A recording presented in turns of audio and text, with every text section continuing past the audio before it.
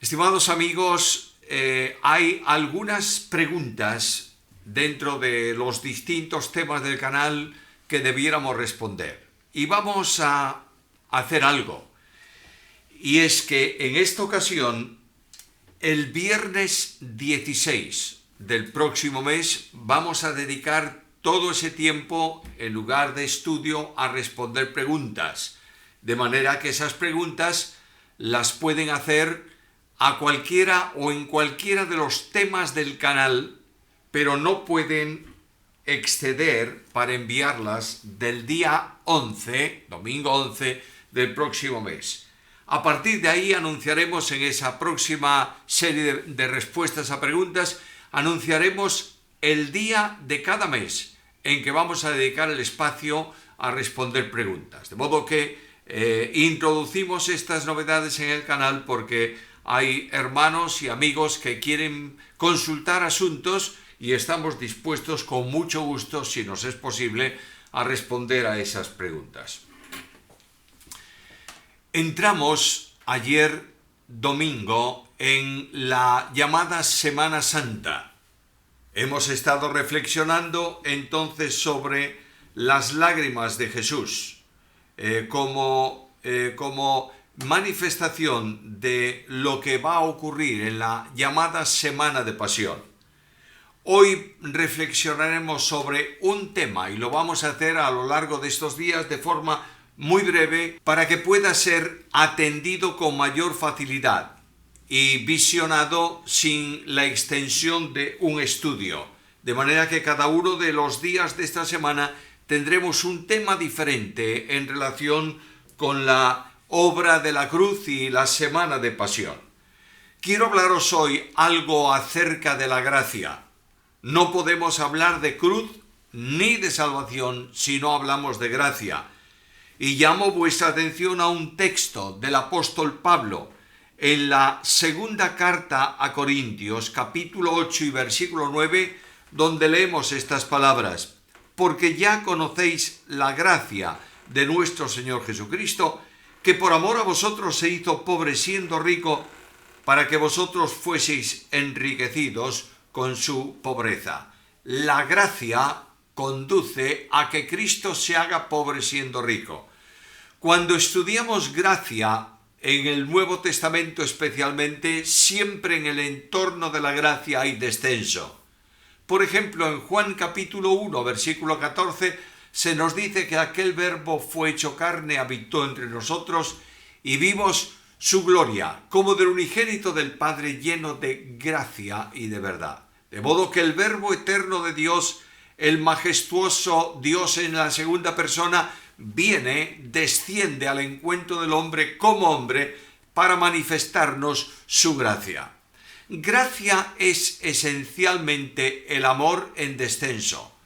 Cuando se estudia el amor de Dios, este se sustenta en dos grandes pilares. Por un lado está la misericordia, que es el amor que ama permanentemente. Dios ama siempre. No tiene en cuenta Dios nuestros problemas, nuestros pecados, nuestras caídas para dejar de amarnos o para suspender su amor. Él nos ama permanentemente. Es verdad que tenemos que restaurar nuestra comunión con Él cuando hay pecado oculto sin confesar. Pero no es menos cierto que el Dios de la gracia perdona todos nuestros pecados. Lo ha hecho también en Cristo. Por tanto, hablar de cruz, hablar de pasión de Cristo, hablar de esa operatividad de salvación que impacta cada vez que la pensamos, que la meditamos, exige necesariamente entender que el Dios de la gracia la manifiesta por medio de Cristo y en Cristo en la obra del Calvario.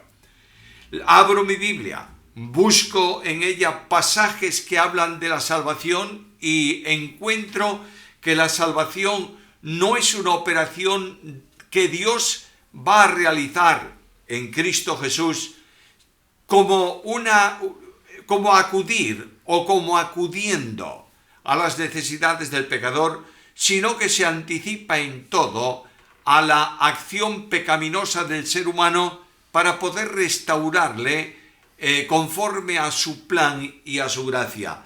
La salvación, dice la Biblia, es del Señor. No hay nada en el campo de la salvación que provenga del hombre. Es más, la ley de Dios que exige el cumplimiento de su voluntad es quebrantada siempre por el hombre. Y el apóstol Pablo dice que no solamente no quiere cumplir los mandamientos de la ley, sino que tampoco puede. Por tanto, la situación del hombre en su pecado es de condenación eterna. Y el Dios de la gracia envía a Jesucristo al mundo en misión redentora. Cuando Cristo vino al mundo en su primera visita, vino para salvar. Esa idea un tanto extraña de que Cristo vino para reinar y como fue rechazado y no pudo establecer el reino, entonces murió en la cruz para alcanzar a otros en el perdón de sus pecados y trasladarlos a una especie, a una forma de reino espiritual, no está en la Biblia. En la primera venida, Cristo vino para salvar. En la segunda venida vendrá para reinar. Pero este descenso de Cristo desde la gloria a la tierra haciéndose hombre es la expresión sublime de la gracia de Dios. Tenemos que acercarnos estos días a la cruz de Cristo desde esta perspectiva, desde esta dimensión. Dios desciende en Cristo para alcanzar al pecador. Una de las maravillas de la gracia es que este verbo se hizo carne. Una de las maravillas de la gracia es que Dios se hace hombre para dialogar con el hombre. Una de las maravillas de la gracia es que Dios viene a buscar a todos los rebeldes que nunca quisieron buscar a Dios. Y porque el hombre no quiere buscar a Dios, es Dios quien viene a buscar al hombre. En Lucas 19:10 leo estas palabras: el Hijo del Hombre vino para buscar y salvar lo que se había perdido. No puedo entender una dimensión de amor tan grande como es la gracia de Dios manifestada en salvación. Dios desciende al encuentro del pecador. ¿Qué puede tener de agradable el pecador para Dios? ¿Qué necesidad puede tener el creador de la criatura? ¿Cuál es la razón por la que viene a buscarnos? El gran misterio de la gracia de Dios se manifiesta en esa operación de salvación. Y yo cierro mis ojos y pienso en la gloria admirable de aquel que sentado en el trono es alabado permanentemente por los serafines, que le adoran y dicen: Santo, Santo, Santo. Y aquel infinito y admirable Dios santísimo se manifiesta como un niño que nace en un pequeño pueblo y es envuelto en pañales y es acostado en un pesebre. Ahí comienza a vislumbrarse la gracia de Dios. Míralo después, durante el tiempo de su ministerio. Busca a los necesitados, restaura a los caídos, perdona los pecados, sana a los enfermos, manifestando en todo eso la admirable gracia de Dios. Y de pronto la cruz. Y cuando la cruz se levanta y Cristo es colocado en ella, es el Cordero de Dios que lleva el pecado del mundo. Y esa operación redentora, esa operación de sustitución del pecador, esa operación en la cual Dios carga sobre su Hijo nuestros pecados y le condena por nuestras ofensas, el castigo de nuestra paz es puesto sobre él y por su llaga somos nosotros curados, es la manifestación de la gracia. Yo te pido que estos días dirijas una mirada especial a la cruz. Levantes tus ojos al crucificado. Tal vez puedes pararte ahora delante de la cruz de Cristo y preguntarte a ti mismo y preguntarle a Él: ¿por qué mueres, Señor? Y la Biblia te va a responder de esta manera: el Señor te amó a ti y se entregó a sí mismo por ti. La cruz no se produce solo por las multitudes de pecadores que pueden ser salvos por ella. Dios pensaba en ti cuando la cruz se produjo. Y es esa la dimensión con la que tenemos que encontrarnos tú y yo hoy frente al crucificado. Es el tiempo en que podemos reflexionar sobre la gracia de Dios. Y dice el apóstol, se hizo pobre. ¿Cómo puedo entenderlo? El que es poseedor de todo se hace pobre, en el sentido de entregar todo cuanto él tiene, que es su propia vida, para que tú y yo, por medio de ese descenso y de esa pobreza entregada, de esa vida puesta en sacrificio expiatorio, tengamos las riquezas de Dios en Cristo y seamos herederos de todo. ¿Cuán lejos está a veces la cruz del pensamiento cristiano?